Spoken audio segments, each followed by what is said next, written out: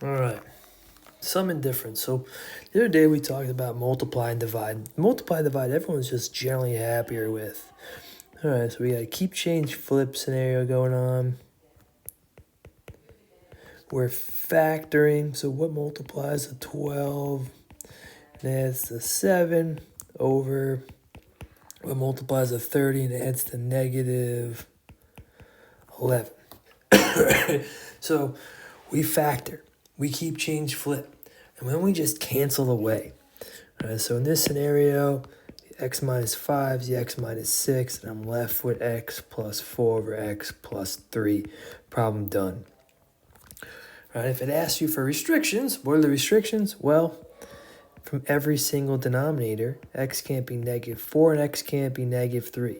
Then we flipped it, and 5 and 6 also got added to our restrictions. All right. Add and subtract's definitely harder. Right? Multiply and divide, you just factor and just get rid of stuff. Add and subtract, not the case. Right? So what we gotta do here is we have to distribute, we have to give out pieces, we have to combine. Multiply and divide, you just factor and get rid of. So if we look at this from the standpoint of what we were talking about the other day with the prime factors.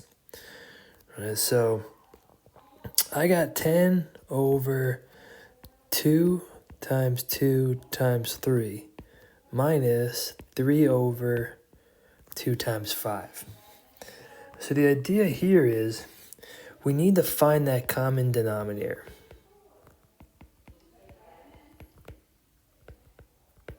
Right, we need that common denominator. So my thing is give me what you have. Right? Give me what you have. I want everything you have so we become the exact same thing. So this fraction on the left, it already has a 2, so it's fine. But know what? Give me a 5. I want that 5 because you have the 5 on the right. Well, the fraction on the right wants, all right, give me a second 2 and give me a 3. By doing it this way, we now have our denominator of 2, 2, 3, 5.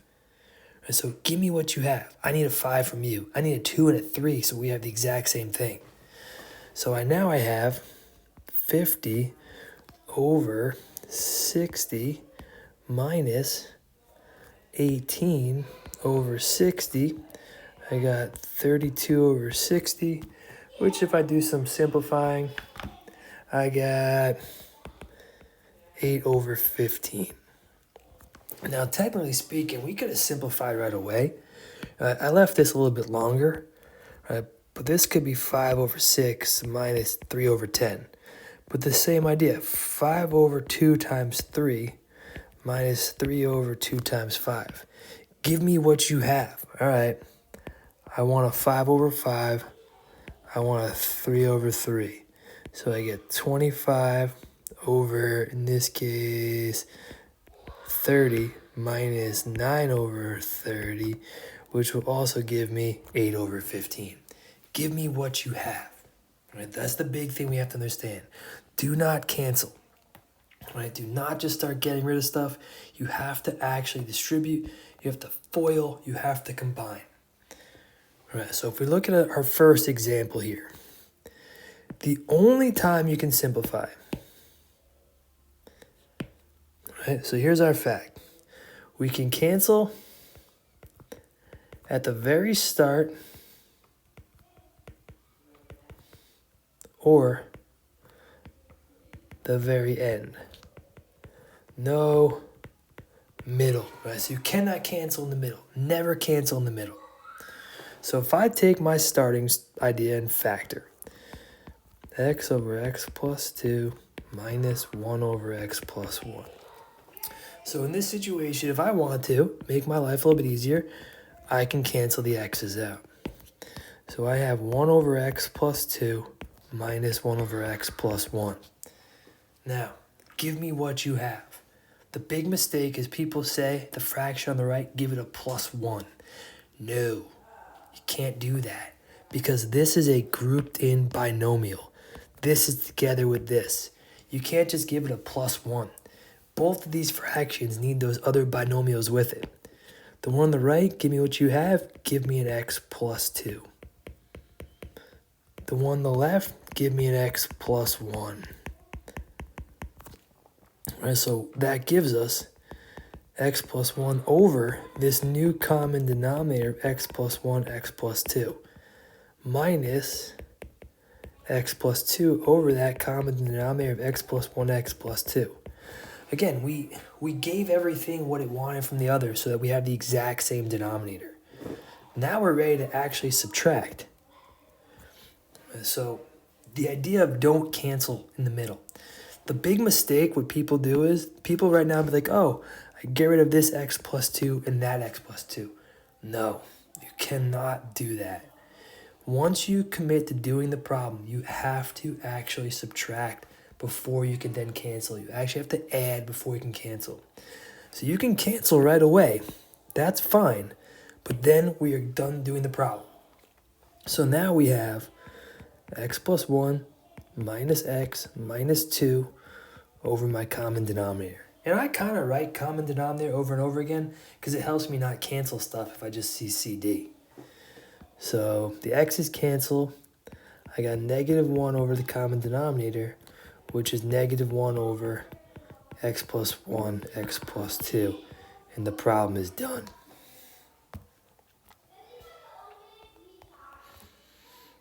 All right, let's look at example 2. All right, what do I notice right away? Backwardsness. I see it, it's there, it's lurking, it's going to help me out.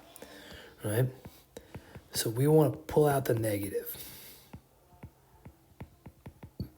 All right, we want to pull out the negative. So if I start by factoring, change my color up here, 3x over x plus 3, x minus 3, plus x minus 4 over negative 1x minus 3.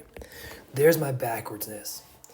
Now, by pulling out that negative 1, I see I have a lot more in common than it actually looked originally.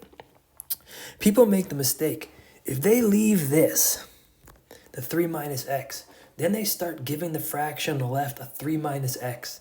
And that just makes this exceptionally harder. By pulling out the negative 1, we see they have more in common. Now, you have options with the negative 1. My suggestion is this. If you have, let's just say, if we have 1/2 plus negative 1/2, right? This just means it's 1/2 minus 1/2 for 0. You don't have to treat it as plus a negative fraction. We can actually move the whole thing up and just make this a minus problem. Right, so in this scenario here, 3x over x plus 3, x minus 3, I move my negative up, I got minus x minus 4 over x minus 3. It's just a subtraction problem in the end. Now, if you didn't want to do that, you'd have to give the negative 1 to the fraction on the left. All right, give me what you have. This fraction, we need an x plus 3 over x plus 3. The fraction on the left needs nothing. All right, so I got 3x over my common denominator minus, if I FOIL, x squared minus x minus 12 over my common denominator, which gives me 3x minus x squared plus x plus 12 over my common denominator, which gives me negative x squared plus 4x plus 12 over my common denominator. All right, we can keep going as far as humanly possible with these problems. So if we keep going, can we factor this? Okay, so I pull out the negative 1. I got x squared minus 4x minus 12. Oh yeah, this problem goes far. Negative 1, x minus 6, x plus 2 over my common denominator of x plus 3, x minus 3.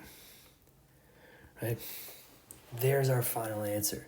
If it wasn't factorable, so be it. But this one was, so it took it to that point. Right? You have to give out that common denominator. You have to FOIL. You have to add. You have to subtract, whatever it is. We cannot just cancel.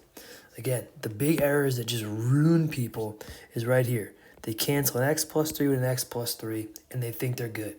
That is the thing that sends this problem into a total mess. Don't cancel till the very end or the very beginning.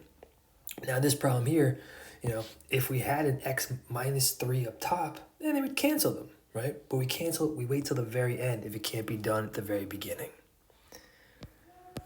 All right, looking at 2 examples on the back here. Let's see, which are 2 good ones to do?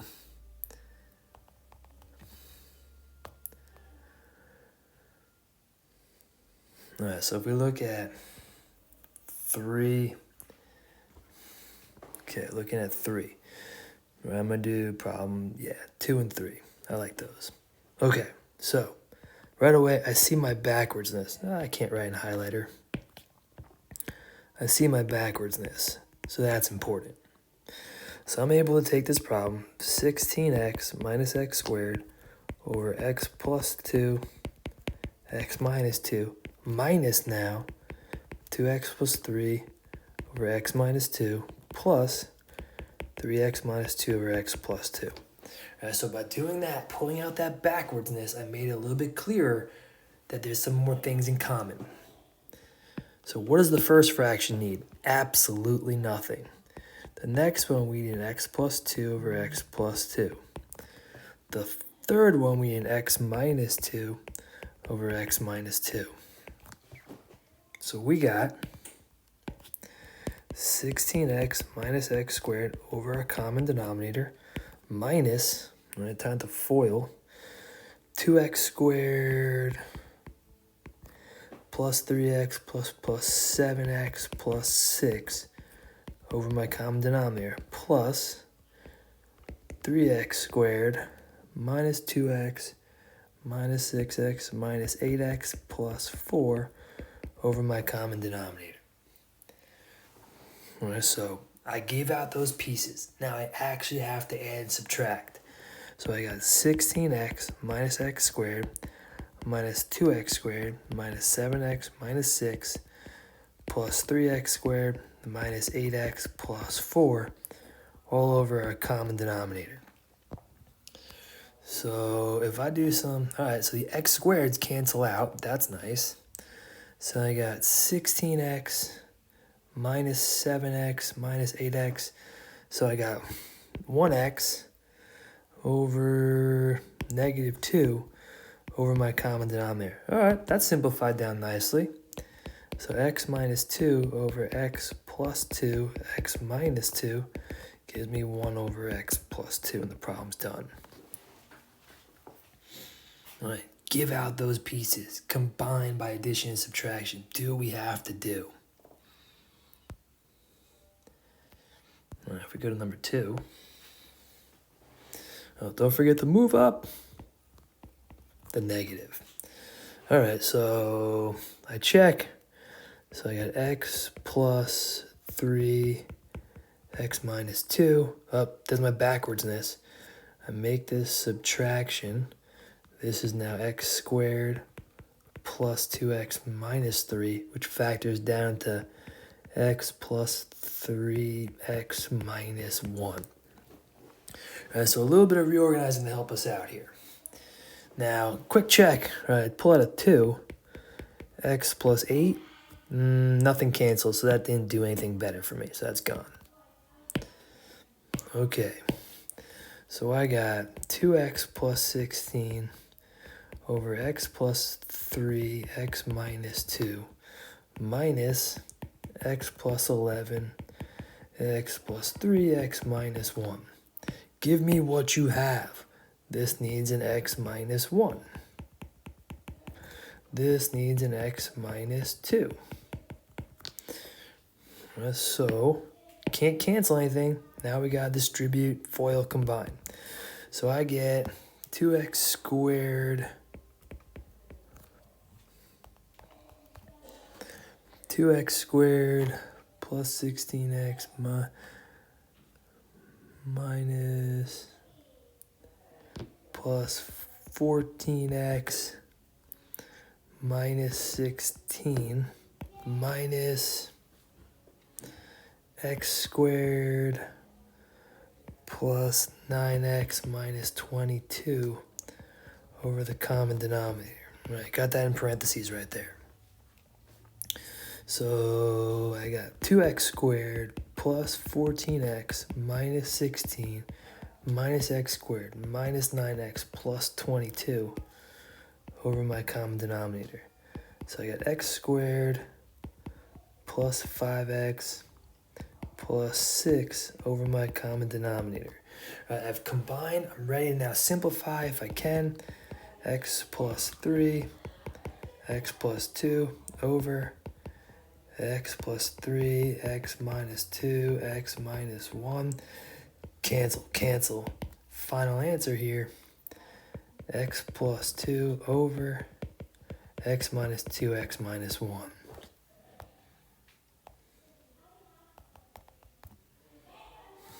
Good. All right, now if we talked about restrictions, all right, restrictions come from up here. All right, so for every fraction's denominator, x can't be negative 3, it can't be 2, it can't be 1. We didn't add any denominator throughout this entire problem, so that's it. Only those three.